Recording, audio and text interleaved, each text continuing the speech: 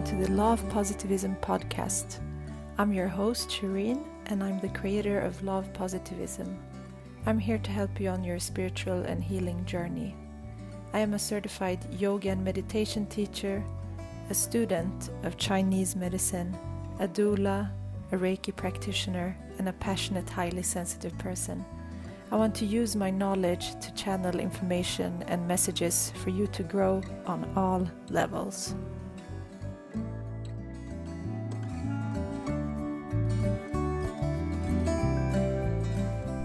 Hi, and welcome to this week's episode that is going to be all about nutrition, healing, health, holistic health, and affirmations and intentions.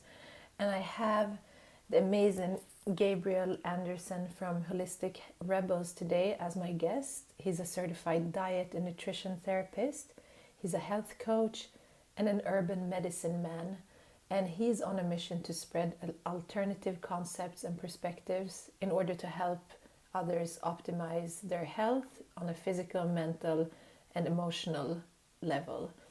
And him and a previous guest on the episode, Gabriel Anderson, are having a Rebel Health Practitioner training this April in Stockholm. It's a 4-day training, and it's going to be 50 hours training within holistic health and all aspects of it. You can find the link below in the show notes, and I hope you enjoy this episode. Hi, Gabriel. Welcome to the podcast. Hi, Shireen. I'm glad to be here. I'm super excited to talk to you today, and I want to ask you the first question, which is, how do you stay mindful and present? Yes, for me, the trick that I use, it's my affirmations that I've been using quite a lot recently. It's a set of affirmations that allow me to anchor myself in the present, and also allows me to connect to what is important for me during my day. So that's something that I use during my meditation practice, but also throughout the days. Great. I love affirmations. That's how Law of Positivism started. And with that, I would like to ask you to just tell the listeners more about you and what you do, and how you came to this work.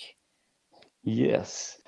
And the other day you asked me what my title was. And that's always a weird thing for me to answer. Like, my official title is I call myself a health educator.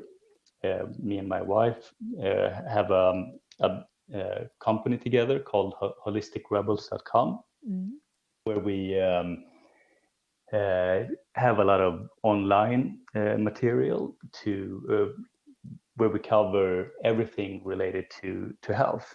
So my expertise in that area is more the physical part. I'm a trained diet and nutritional therapist and health coach. So that's my way into health has been through that perspective. But it has since then it has expanded, because I've learned through the years that health requires so much more than just those areas, and that's where my wife comes in. She works a lot more with the mental, emotional, and the spiritual part. So we're trying to combine all our knowledge and provide a complete package, a holistic package of what is what we have found is needed to live a healthy lifestyle and really optimize your health on all levels. So that's part of the answer to the question you asked, and I think part of the question was how I got into this. Yes.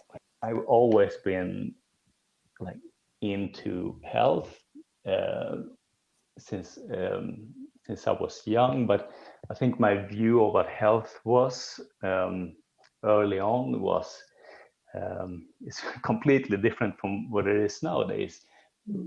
Like the first 20 years of my adult life, I was living in the gym, working out to get big, and that was health to me. Just looking good physically, and it was purely superficial.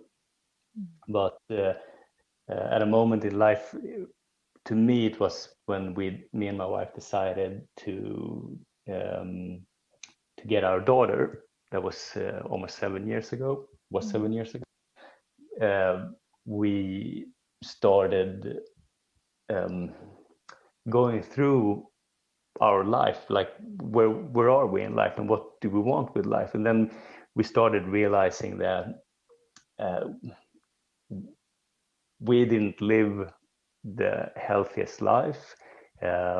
We weren't sure of how you live a healthy lifestyle, what is required of us to live a healthy lifestyle, because I wanted to be there for my daughter for as long as possible. Health, as a healthy person, I wanted to be, if it's possible for me to live 100 years, to be 100 years old and be healthy, I wanted to know how you do that on all levels. So that started a journey to really trying to explore what health really means. So basically, and there was one major thing that was weighing on both me and my wife at that point. It was like we knew we had a lot of emotional baggage that we didn't want to put on our daughter. I wasn't really able to express myself emotionally to my wife, and I knew that at that time I wasn't able to do it to my daughter either. And somewhere intuitively I knew that emotional health is really important for overall health, even though I couldn't really put it into words. And I really didn't know how to get started on that journey, how to proceed, how do I deal with my emotional issues that I had, me not being able to express myself emotionally, or I was able to do it, but I wasn't willing to do it, and I didn't know how I was going to be able to get to that point where I would feel it's natural for me to express myself emotionally. So I started. It was 4 months into my daughter being born. I traveled down to South America, to Peru, where I did ayahuasca. Because I felt I didn't have the tools. I didn't know where to start to look into this, and I felt like I needed a different perspective. And through many years of trying to understand, having heard about ayahuasca, the sacred South American plant, psychoactive plant. I hope your listeners know I think some of them know what it is anyway. Yeah, you can explain it. Maybe some people don't know about it. Yeah, it's sacred plant that they've been using for, well, we don't really know for how long, but some say it's thousands of years that their native healers, their shamans have been using it as medicine, like any other medicine for them. But it both for physical healing and spiritual healing, emotional healing.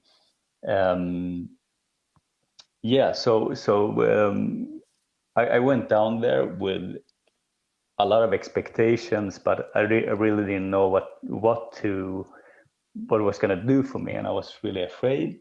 But without going into detail to what happened there, that really kicked off and gave me a different perspective to what life is and what I wanted with life. And since then, I've been working a lot with plant medicines, ayahuasca and other plant medicines. So this was just a start of that journey, but it really it didn't give me as much answers as I wanted, but it started off even more questions in my mind that I wanted answers for. Ever since then, I've been I've been studying both what is required physically of us and emotionally and spiritually to acquire health, to be as healthy as possible. So that was seven years ago now. So a lot of things has happened since then, and we have me and my wife, we have a lot of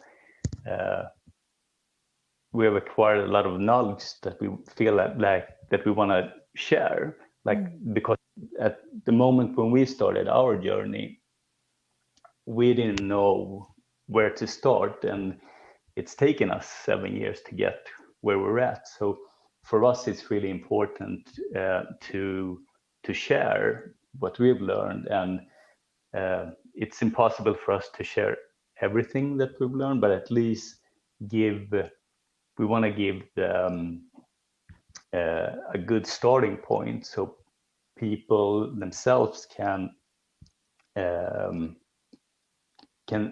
have a good place to start off with when it comes to all parts of what is required to have holistic health, and that requires that entails both what your physical health when it comes to what you're eating, how the food we're eating, how it affects us, our environment, the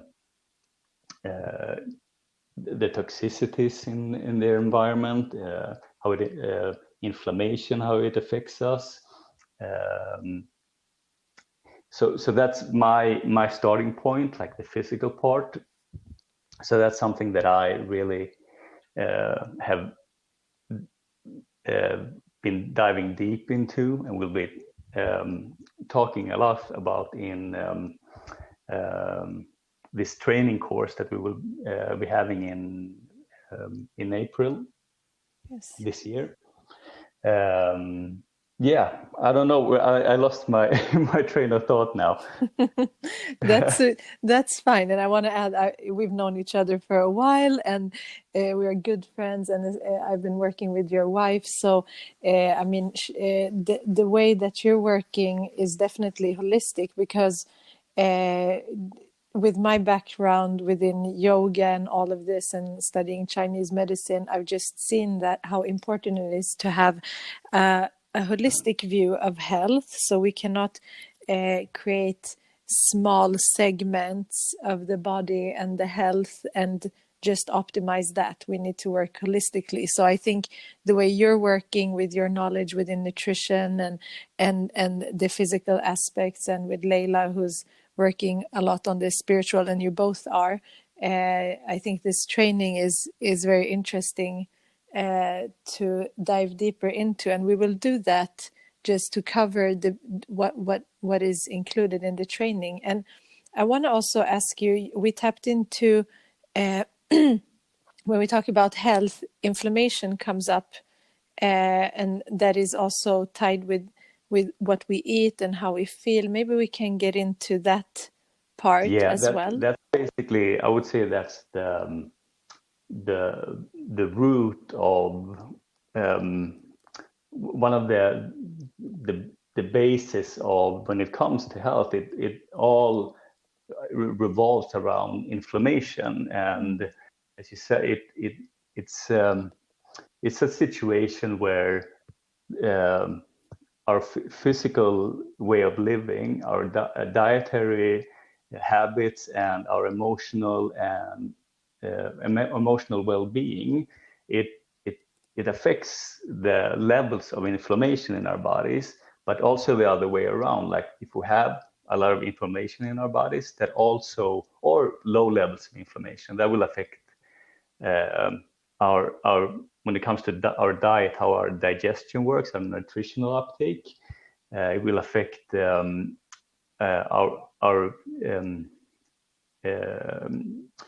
physically. It will affect us in many ways when it comes to disease symptoms, and when it comes to our emotional and mental well-being.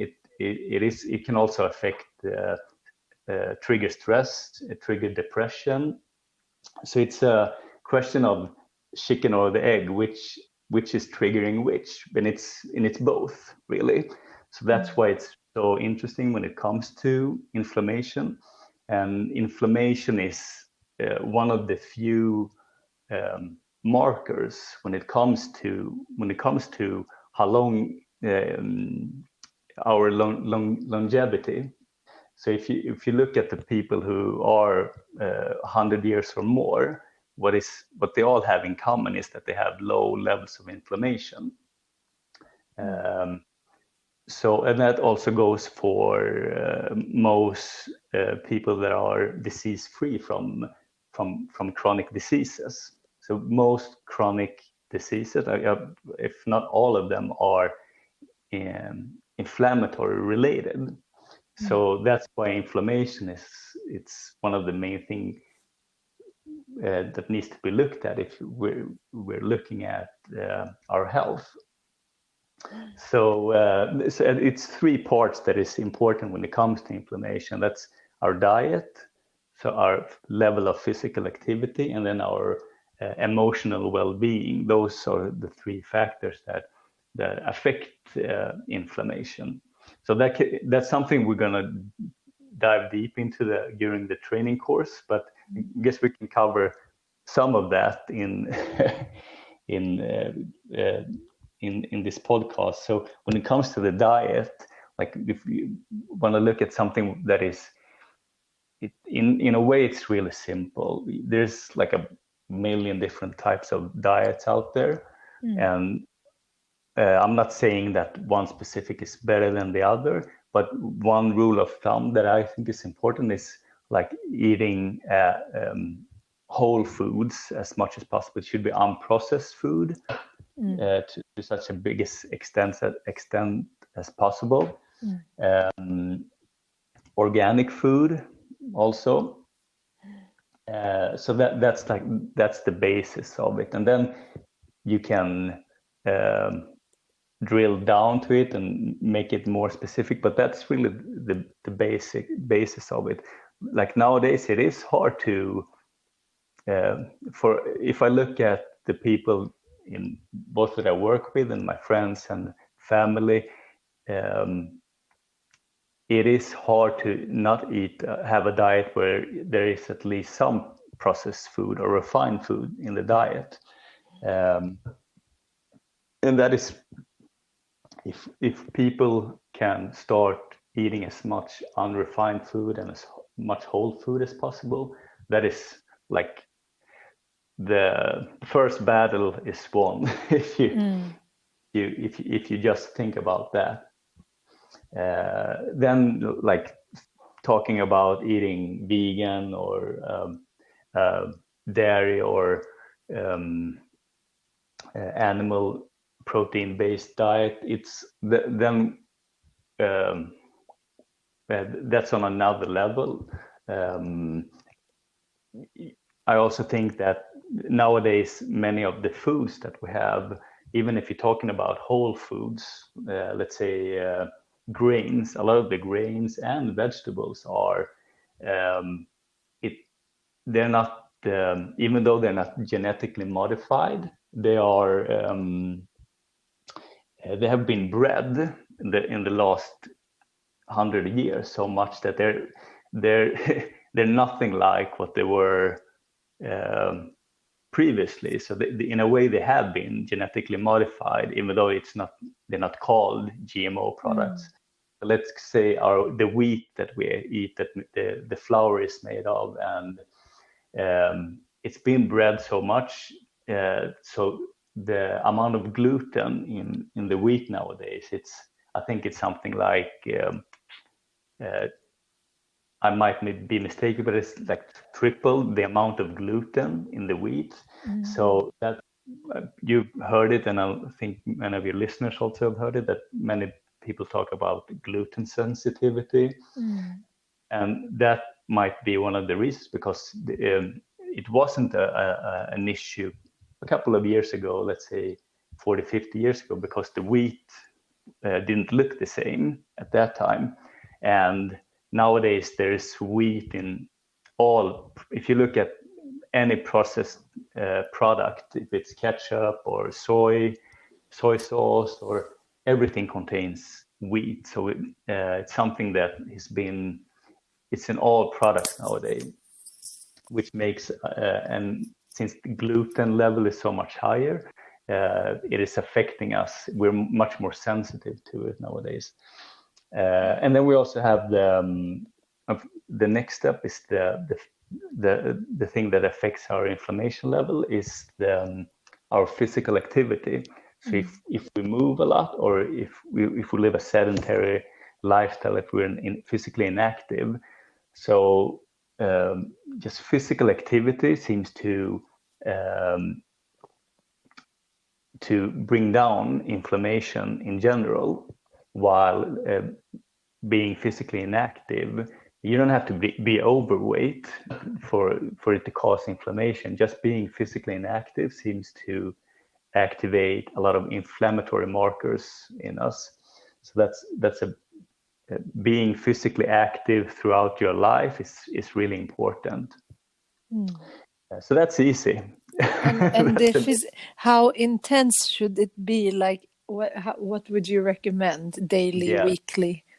So that's I would myself. I'm rather lazy, so I'm trying to do like the absolute bare minimum when it comes to. I do my yoga, do some isometric strength training. Then I try to be effective when I move. Like I try to bike everywhere, take my bike everywhere. So incorporate my physical exercise in my daily life, instead of having to go and do a specific physical activity to if for some people that they need that, also they need that part in their life. But I think it's just raising your pulse a little bit, and you need that. You need a bit of trauma to your bones, like light trauma. So, but it shouldn't be too taxing, because also when you're having high intensity workouts, that is actually that is inflammatory. So there is you have to find the balance there. So let's say if you're doing really high intensity workouts, right after that you have triggered your sympathetic nervous system. So it's gonna take like a half an hour up to an hour for your sympathetic system to calm down. So a lot of people, they after they worked out, they want to eat something. In that state, it's the wrong state really to eat something, at least like solid foods and so on. Just having some quick carbohydrates, some sugar, that's perfect. But eating like a proper meal after having a high intensity workout, that's bad for your digestion. That's going to cause digestive issues and inflammatory response in your gut. So it's not like black and white, but you have in general, like having physical activity and moderate physical activity throughout your life, that is anti-inflammatory. Then there is specifics, like I just mentioned, when it comes to high intensity workouts, that's gonna in relation to eating and so on, that could be counterproductive when it comes to inflammation and your health and digestion.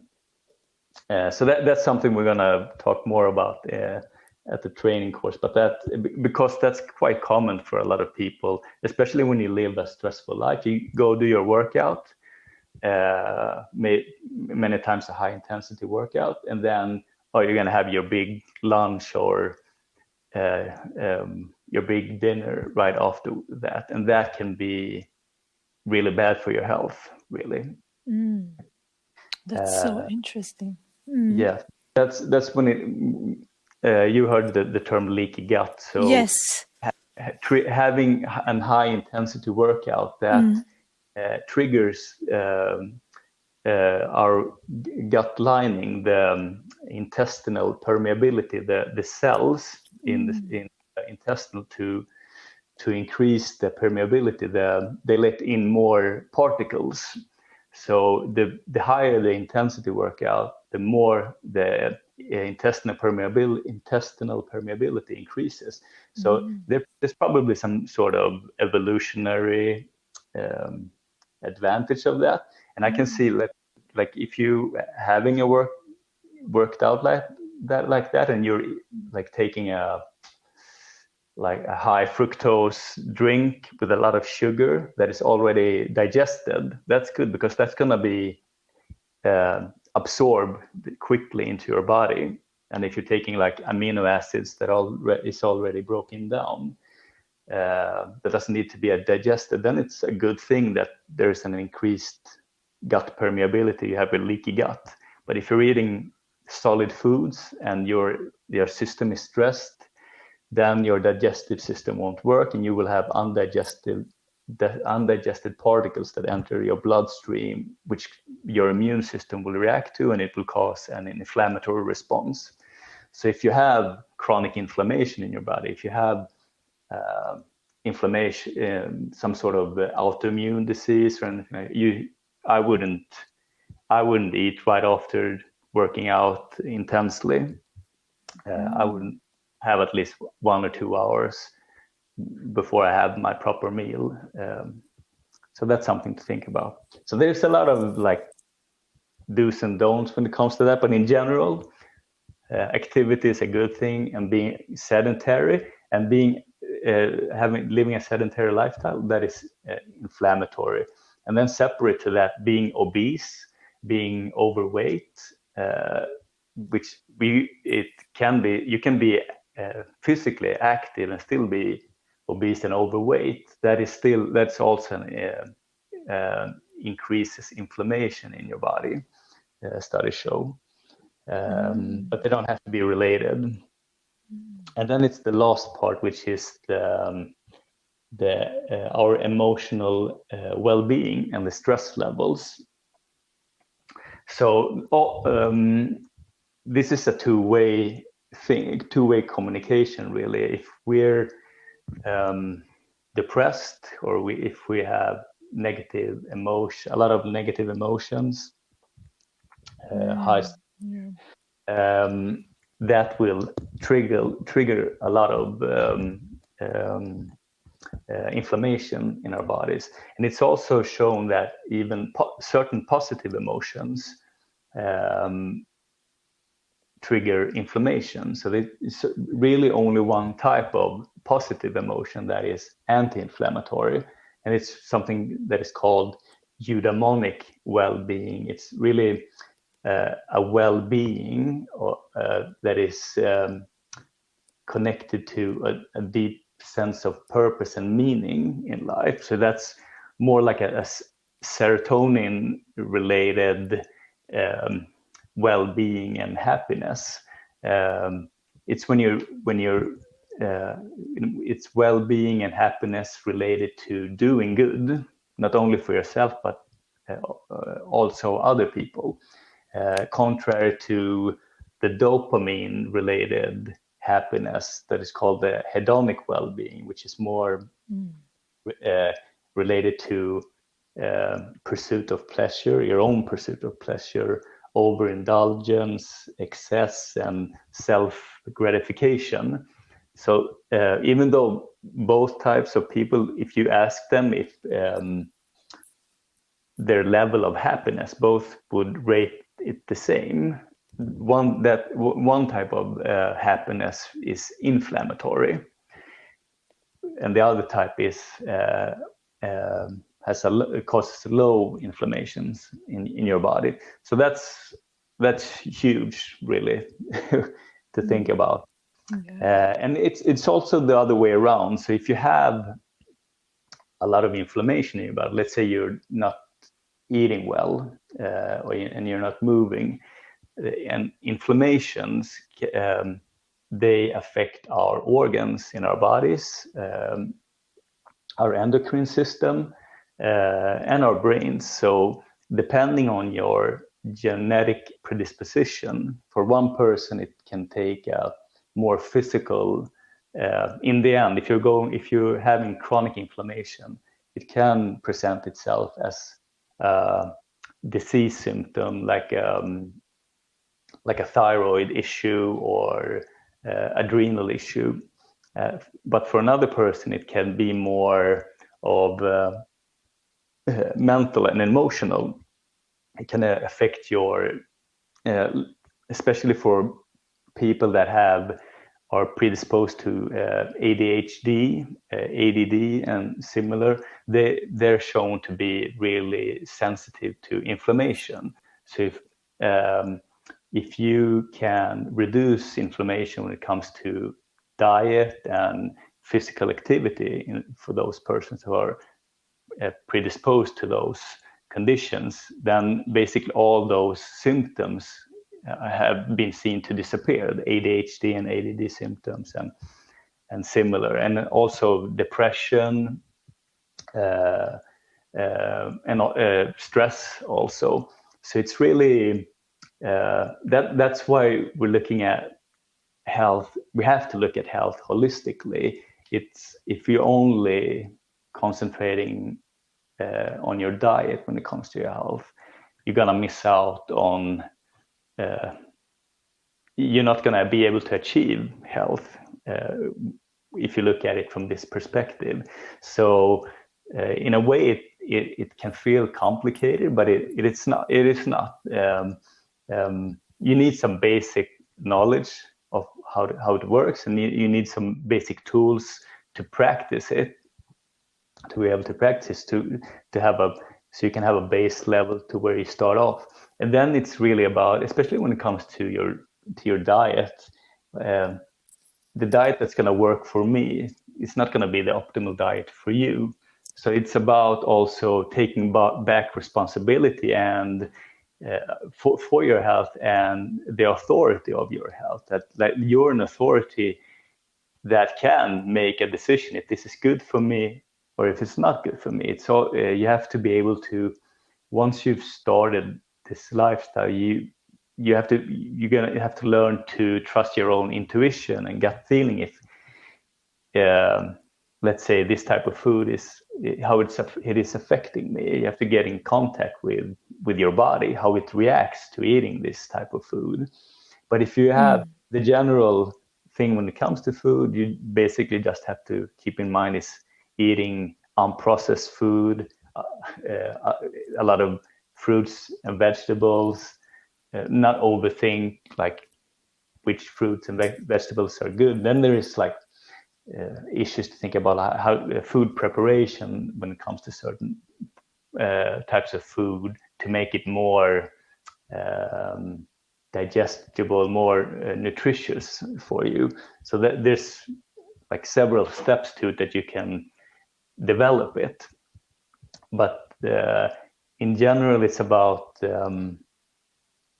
like I said, don't give, especially in Sweden, you know how it is, Shirin. It's growing up in Sweden. It's my impression is that we're giving away our authority when it comes to our health. It's we trust the state that they're going to tell us exactly what is good for us. And if you only have to think about your health once you're sick, and then you go to the doctor and they will fix it for you.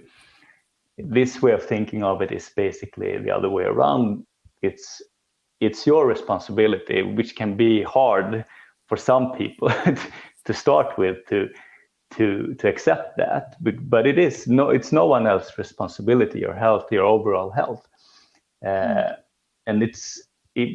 one way of looking at it, it can be like, oh my God, I don't want this responsibility. And the other way of looking at it, it's for me, it creates a sense of freedom and possibilities, really. Like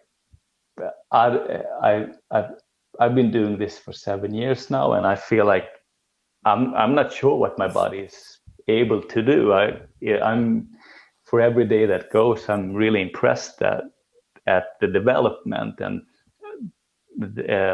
seeing myself being able to do things that I didn't think was possible like 7 years ago. So it is also liberating, but it is a responsibility, and it's our responsibility. So true. And actually, in my journey, and one of the pillars of my philosophy is that what we eat is energy, and that gets interpreted by our body and helps us to create the frequencies that we want in our body. And in Chinese medicine, they always say that there's not one diet that fits everyone. So it's very individual, and depending on if you have any deficiencies or imbalances, what your body needs. So it's really an import, I think, for everyone out there that are on their spiritual journey and that are trying to reach a certain lifestyle within themselves, the consciousness and awareness. I don't know, it usually the food aspect usually becomes a huge part, because you all of a sudden you become aware. I think many of us who are sensitive and who are like on this journey, we start having certain sensitivities as well to foods that we eat. So it's very often that we get like negative effects of foods that once were okay, like certain things like refined sugars and things like that. And then with time, as we work with ourselves and with our energetic body, we start understanding that what we eat is to create health, and it's medicine. It's the original medicine, right? Yeah, you're completely right about that. Yeah. And because it is information. Food is information. It's energy. It's frequency. And we're food illiterate in the Western world. It's like we're food illiterate. We're emotionally illiterate because we're not. When we go to school, we're not taught anything about this. We're not taught about handling, being in emotion, what emotions are, what food is, how food affects us. It's so we need to. This is the real knowledge that we should be getting when we're going to school. Like before science, the age of science, humanity was still able to, through intuition and being in touch with their bodies, they were able to find out which foods, which herbs were good for us, were good for certain ailments and so on. They didn't have any scientific tools to do it. They used their own intuition, their own body. They use. We can get in touch with that. We have been in touch with that before, but we're not in touch with that anymore. So that's one of the big. That I think that's something that's going to come more and more in because especially in the Western world, people are, if we look at the United States as being in the forefront, because a lot of the Western worlds are taking after the United States, they're dying earlier and earlier. They're getting sicker and sicker because they're taking this lifestyle to an extreme, and this is where the rest of the Western world also is heading. But there's an alternative movement when it comes to this, and a lot of people are starting to take this responsibility. But it's not always an easy thing to go from the old way of living and looking at health to this, because it is a completely different way of looking at health. So it's very true. Fun that you brought up the thing about frequencies and energy, and I've been you've been scanned with my frequency equipment. So one of the things that really opened me up to the need for emotional healing and spiritual healing to gain optimal health was when I started working with frequency and energy therapy. So I started working with that 2 years ago, and during that time I didn't really have I had just started my meditation practice. So and during my scans, I had health issues. My digestive tract wasn't optimal. I had digestive issues, even though I was doing everything by the book when it comes to my diet, nutrition, supplementing, and so on. But I still couldn't. I only got to a certain point, and I couldn't get beyond it until I started with my meditation practice, and then expanded it to doing affirmations and so on. So the thing that really got me dedicated to my meditation practice and doing affirmations, because I could really see, using the frequency biofeedback equipment that I have, that when I was away for a 10-day Vipassana meditation retreat, after coming back from that, my energy levels was through the roof. And even then it took like 2 or 3 weeks, and they were back to normal when I had gone back to my normal meditation practice. But it was still better than before, but that really made a huge difference. And then also another thing that also affected my energy levels was doing long fasting, 5-day fasts, and similar to doing a meditation retreat. When you I don't know, have you done long fasts before, Shireen? No, I haven't fasted for a long time. They're used in religiously. They're a reflection, because you have low energy levels. So in a way, it is kind of it's a mindfulness practice, really. So that is also coming from a 5-day fast. The same thing there. I could see the energy levels were really high, harmonized energy levels in the body, where I normally had issues. So that really gave me a clue to, okay, there's something to this. So I started dedicating myself to doing affirmation practice, so really doing affirmations throughout the day. And since I started that was 7-8 months ago that I started doing that, and I had sleep problems and so on before I started doing that.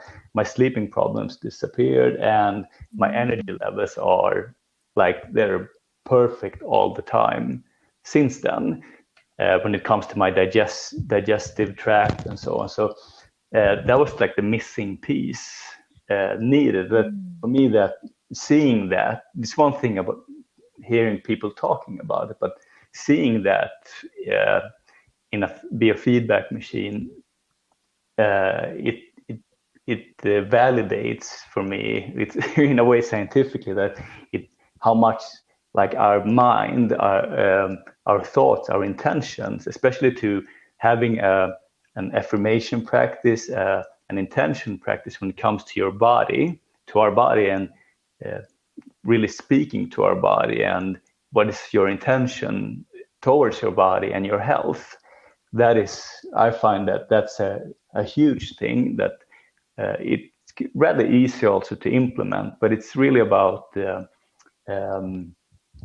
trying to, it's the feeling behind it. You can start with affirmation words like fake it till you make it, and then really move into more about the feeling behind the words, and that is really to me, that's what is the effect behind the placebo effect that everyone is talking about in studies, like the effect of taking a sugar pill, and it still has the same effect as the actual medicine. So it's mind over body, and it's really powerful. And you're doing it also. What's your affirmation, Irene?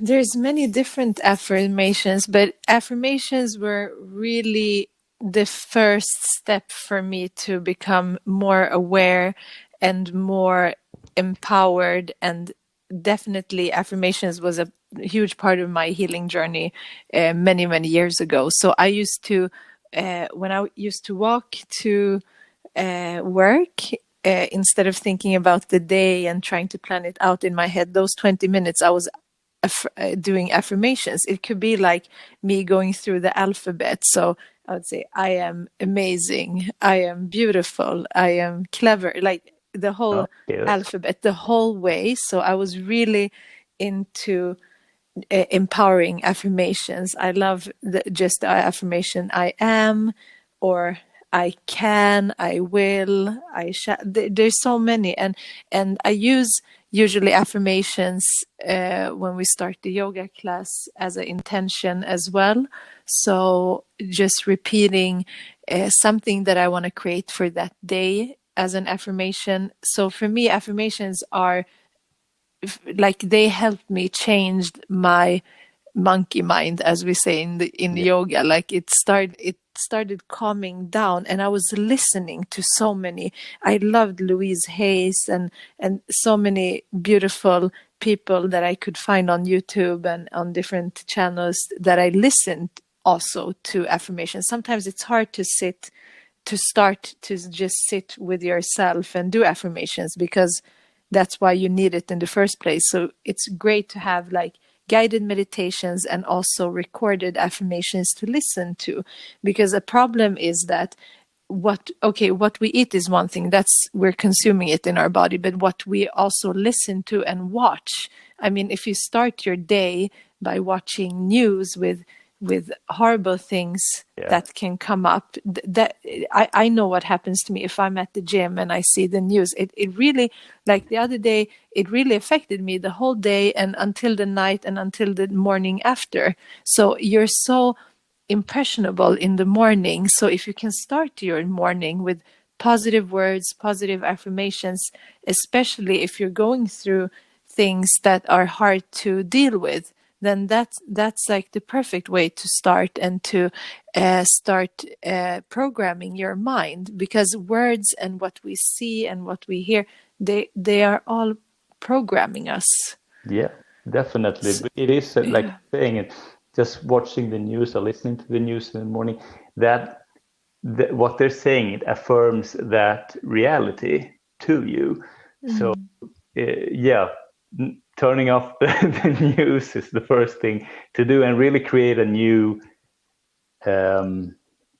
stig, what's it called, a new track, path, a new path to walk on, because we have worn down paths. Usually for many people it's negative self-talk and a lot of unconscious self-talk, and like creating a new path of positive emotions, and what you really want, what you want to have more of in your life, and just use that. Use your intuition on how to create an affirmation practice. Really, you're just winging it, right, Shireen? Doing what feels right.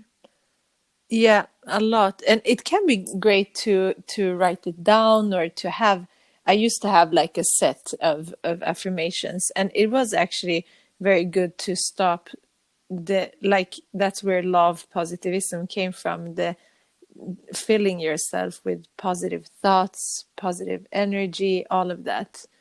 It's really important. And that's why you have high energy levels when I scan you. It's all the affirmations, Shireen.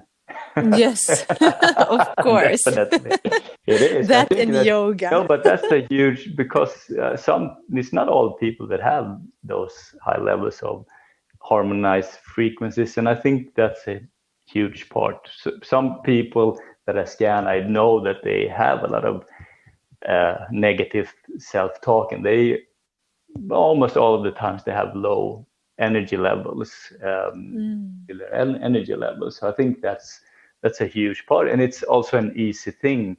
It's, in a way, it's the easy things that are affecting our health the most.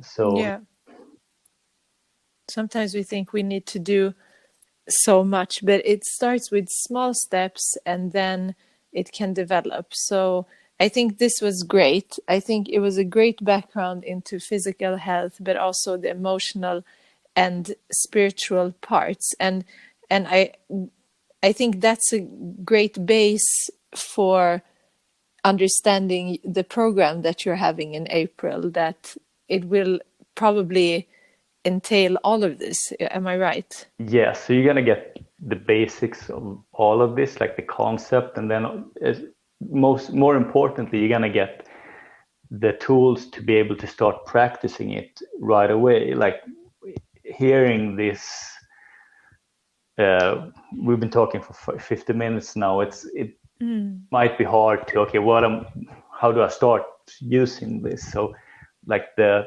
most important thing you're gonna get out of these 4 days is, for each and every part, when it comes to diet, mindfulness, meditation, emotional well-being. We're going to talk about detoxing,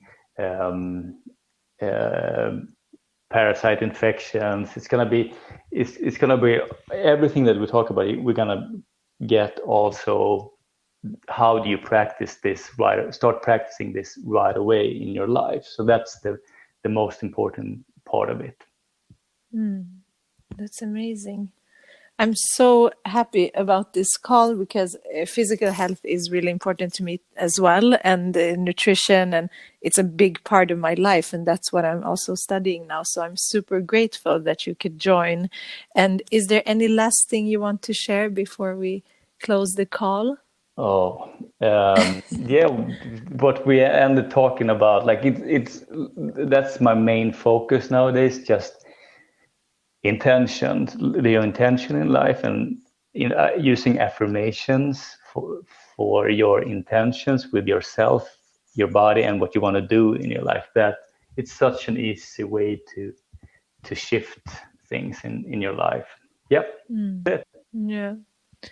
Thank you so much, Gabriel. I will put all the links to both of you in the show notes if they want to get in touch with you to talk about health, nutrition, everything. And thank you so much. Thank you, Shireen. Take care. Take care. Thank you so much for listening. I hope this episode could help you on your journey to create more holistic health on all levels, and a health and nutrition that is great for your spiritual development and your spiritual awakening. So just take in whatever resonates with you, and if you do need any more guidance or help, you can reach out to Gabriel. and holistic rebels. So let's finish this episode together with a deep breath in through the nose and exhale through the mouth, and namaste.